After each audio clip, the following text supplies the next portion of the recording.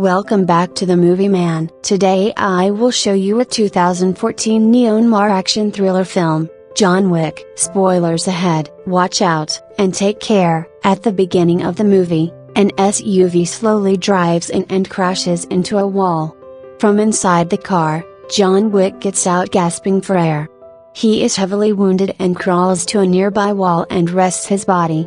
He puts pressure on a wound in his gut and carefully takes out his phone. Breathing heavily, John plays a video of the time when his wife Helen was still alive. He watches the video reminiscing about the days when they were still together and happy. Several days earlier, John woke up on a cloudy day, a day he never wanted to wake up to. The day of his wife's funeral, John wakes up with her memory still intact in his mind. The day they met, the times they spent together, and until the day she took her last breath in his arms. She had an illness that eventually claimed her life, and all John could ever think of was her. After the funeral, John stays by the grave for a long while grieving his wife. As he's about to leave, he's visited by his old friend Marcus, who had come to offer his condolences. They talked for a while and John suspects that he was there to convince him to return to his old job, but Marcus was truly just there to offer his support to his friend in need. That night, as John readjusts himself to the new single life that he was pushed into, a delivery arrives for him. It was a delivery requested by Helen to be done after she died. The delivery is a small beagle. Confused, John takes the beagle inside and on top of its cage finds a note from Helen. She wrote to him that she's made peace with her death, so she apologizes that she can no longer be with him anymore and tells him he still needs something to love, and so she's decided to give him this beagle. John cannot hold back his tears as he reads the content of the letter. He takes the dog out of its cage and realizes that Helen has named the dog Daisy. John takes great care of the dog, and it too seems to have grown fond of the man. He sets up a small bed for her nearby him so that they can be close as they sleep.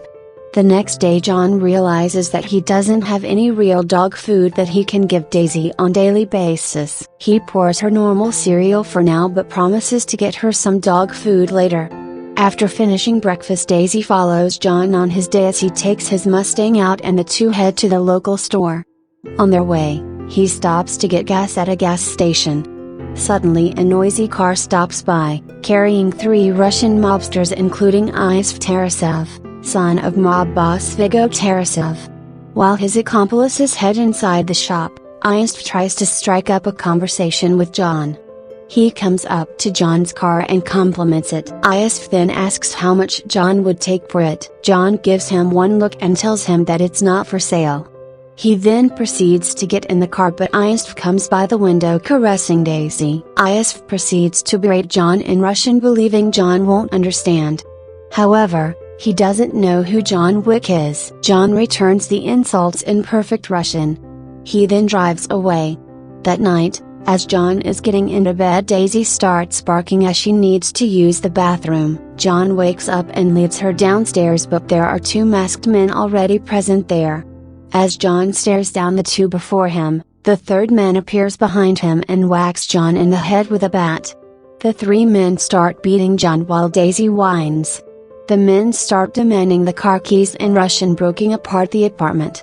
A scared Daisy hides under the table and whines until one of the men goes over to the dog and breaks her neck. The man then heads to John and pulls off his mask to reveal himself as Iosif. He then knocks John out. John later wakes up next to the Daisy.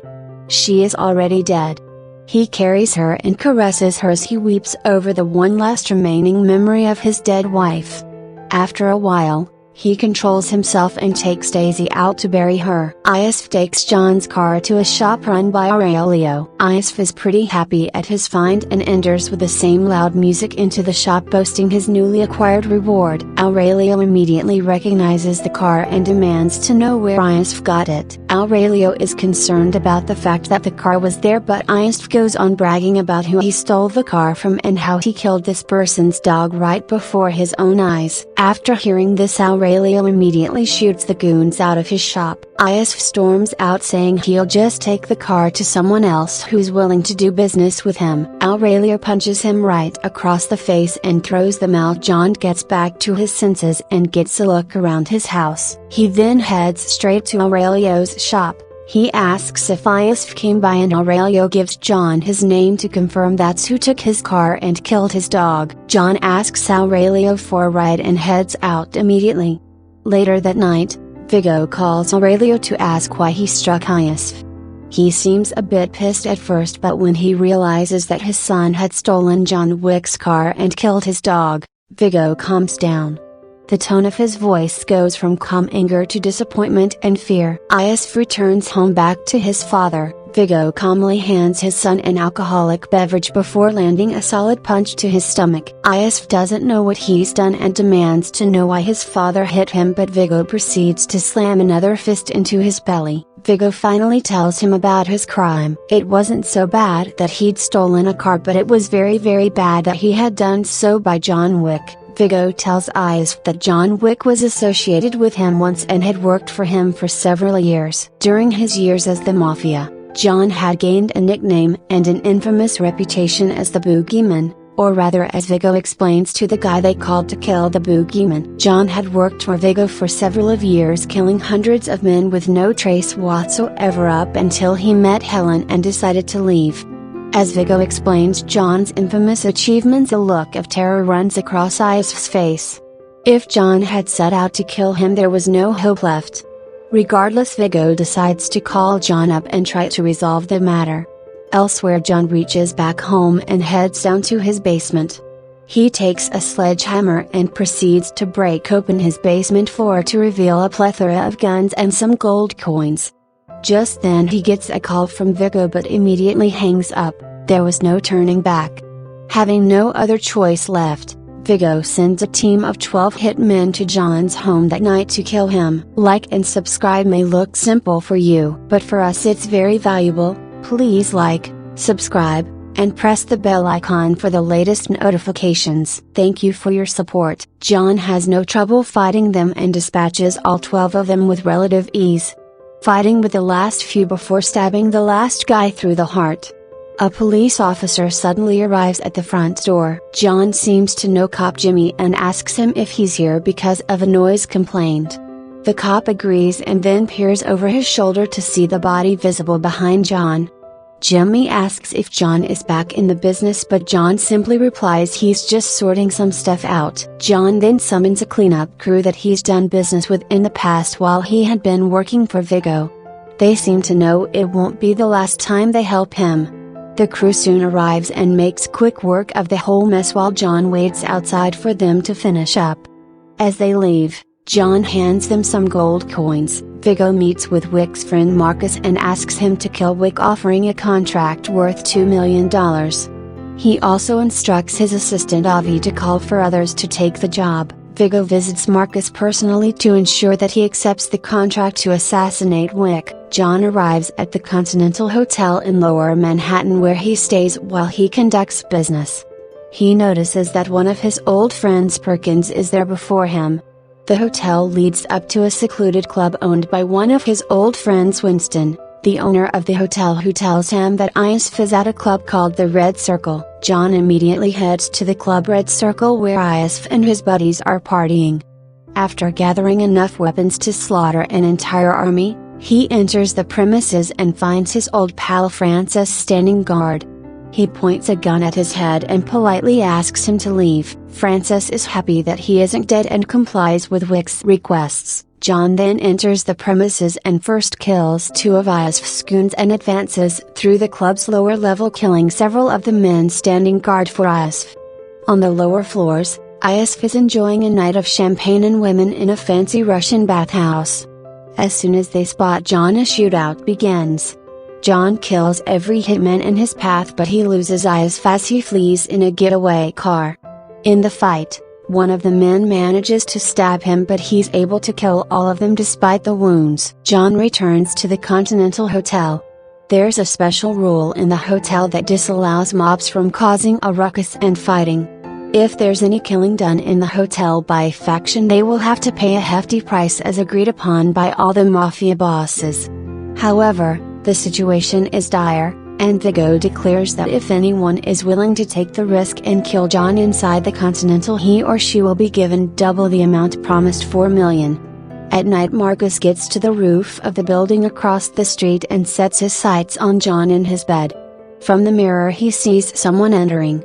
He fires a shot to warn John, it's Perkins. The woman immediately starts shooting at John as he expertly dodges her attacks.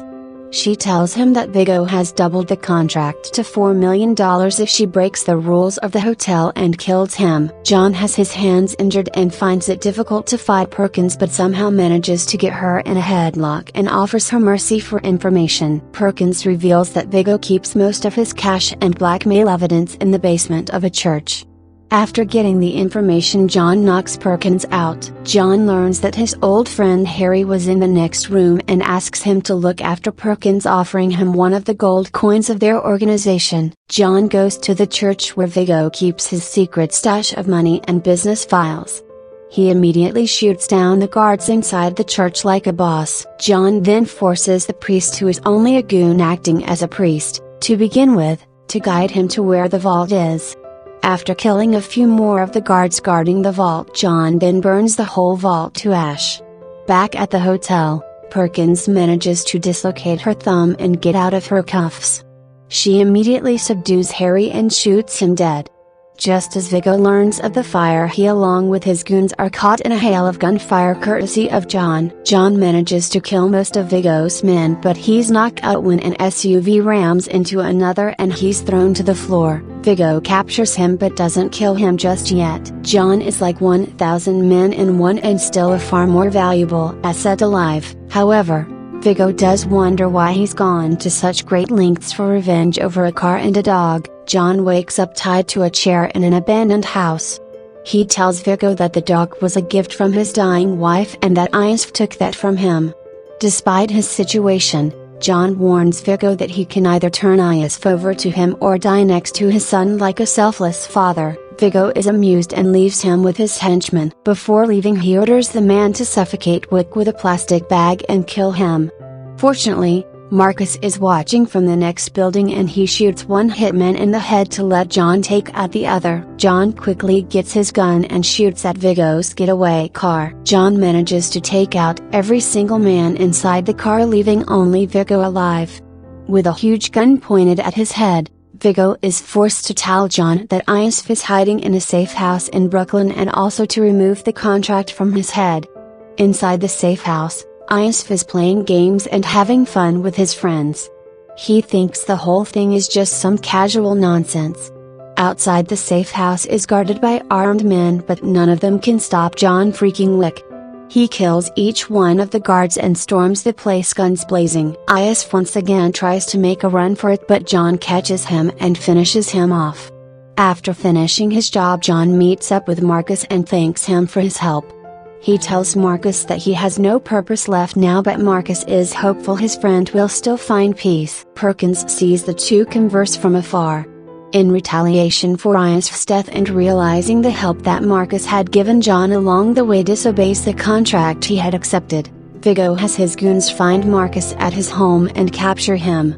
There they beat him until Viggo and Perkins shoot him to death. Viggo calls John and proudly announces what he had done just before leaving for a helicopter to get out of the city.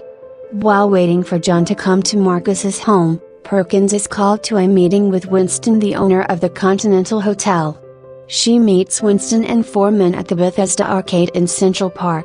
Winston tells her she's broken the rules of the Continental and her membership has been terminated. The four men execute her. John finds Marcus's body and sets off to take down Viggo.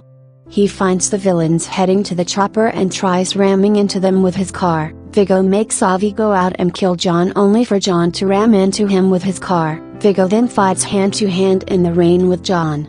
He tries to stab John, but to his surprise, John doesn't resist and pushes the blade into himself and breaks Viggo's arm with the knife still within him. He then grabs a knife again from inside him and stabs Viggo in the neck, killing him. We go back to the first scene where John is still bleeding. After watching the video with Helen, he's inspired to keep on going. He heads to a dog shelter and tends to his stab wound. He then takes a pit bull puppy with him and they go home together.